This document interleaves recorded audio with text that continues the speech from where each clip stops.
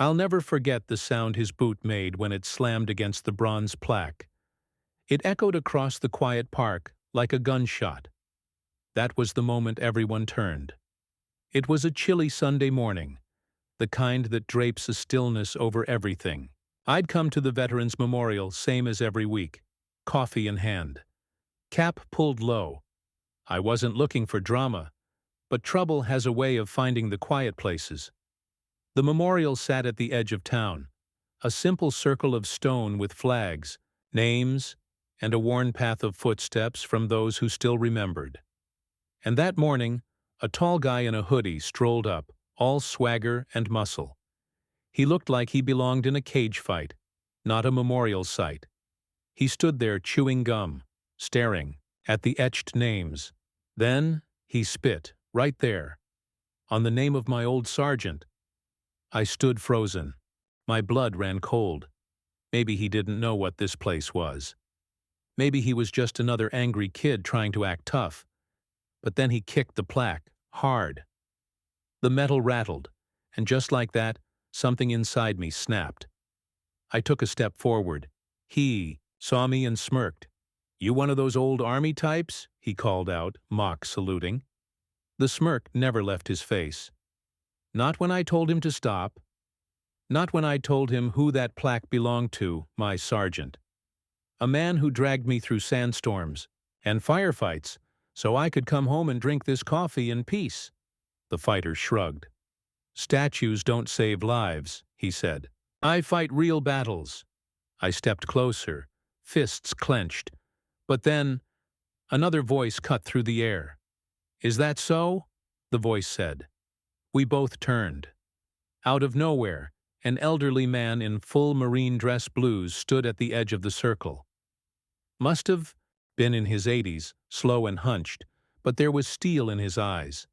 He held something in his hand, a tattered American flag, folded tight.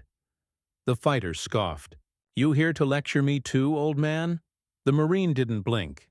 Instead, he walked right up to him, inch by inch, like time slowed for just a moment. And then he spoke. "You say you fight real battles," he said softly.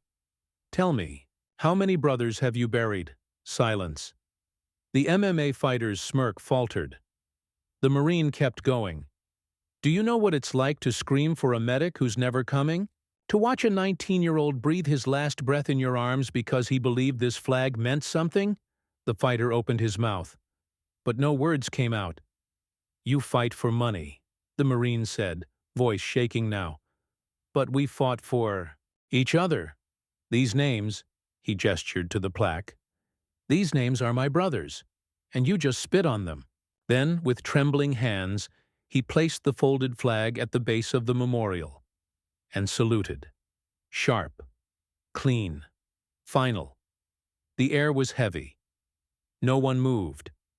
And for the first time, the fighter looked ashamed. He stepped back. Quiet now.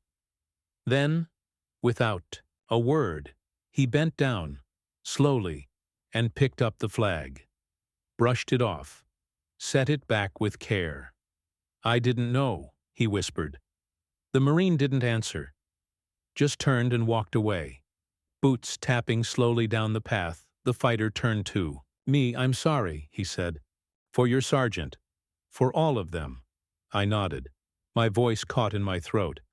He walked off different than he came, shoulders lower, steps slower. Somewhere between the spit and the salute, a fighter learned what real honor feels like. That moment never left me. Because sometimes the loudest lessons come from the quietest men.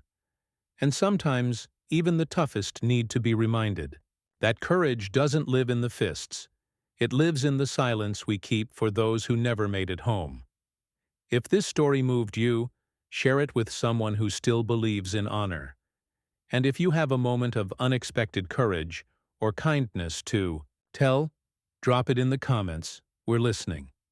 Subscribe for more stories that matter.